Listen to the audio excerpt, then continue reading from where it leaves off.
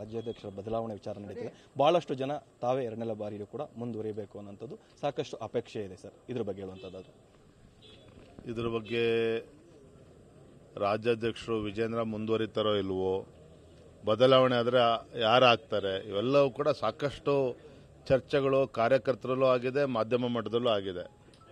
ನಾನು ಅದ್ರ ಬಗ್ಗೆ ತಲೆ ಕೆಡಿಸ್ಕೊಂಡಿಲ್ಲ. ನಮ್ಮ ಉದ್ದೇಶ, ನಾನು ಸದ್ಯದ ಪರಿಸ್ಥಿತಿನ ರಾಜ್ಯದ ಅಧ್ಯಕ್ಷನಾಗಿ ಈ ರೀತಿ ಲಜ್ಜೆಗೆಟ್ಟ ಕಾಂಗ್ರೆಸ್ ಸರ್ಕಾರದ ವಿರುದ್ಧ ಬೀದಿಗಿಳಿಬೇಕಾಗಿರ್ತಕ್ಕಂಥದ್ದು ಅನಿವಾರ್ಯ.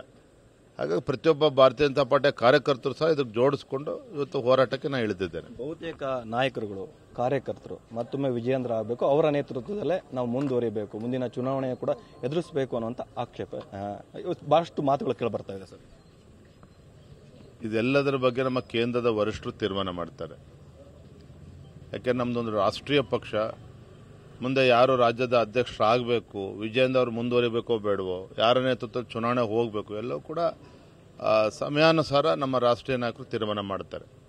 ಕೊನೆಯದಾಗಿ ಸರ್, ಈ ಒಂದು ಜನಾಕ್ರೋಶ ಯಾತ್ರೆ ಹೇಗಿರುತ್ತೆ ಮುಂದಿನ ದಿನಗಳಲ್ಲಿ? ತಾಲೂಕು ಮಟ್ಟ, ಗ್ರಾಮೀಣ ಮಟ್ಟದಲ್ಲೂ ಇರುತ್ತೆ, ಹೇಗಿರುತ್ತೆ ಸರ್?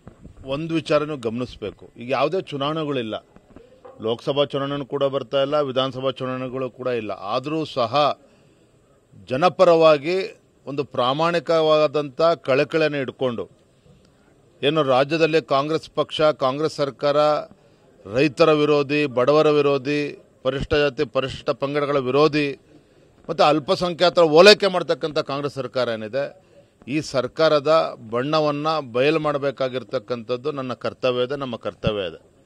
ಹಾಗಾಗಿ ನಮಗೆ ತುಂಬ ಸಂತೋಷ ಇದೆ. ನಿನ್ನೆ ನಮ್ಮ ಕೇಂದ್ರದ ಸಚಿವರು, ಹಿರಿಯರಾಗಿರ್ತಕ್ಕಂಥ ಪ್ರಹ್ಲಾದ್ ಜೋಶಿಜಿಯವರು ಈ ನಮ್ಮ ಜನಾಕ್ರೋಶ ಯಾತ್ರೆನ ಉದ್ಘಾಟನೆ ಮಾಡಿದ್ದಾರೆ. ಇವತ್ತು ಮಂಡ್ಯವೂ ಕೂಡ ಯಶಸ್ವಿಯಾಗಿದೆ, ಮಧ್ಯಾಹ್ನ ಹಾಸನ ಇದೆ. ನಿರಂತರ ಎಲ್ಲ ಜಿಲ್ಲೆಗಳಿಗೂ ನಾವು ಮುಟ್ತೇವೆ.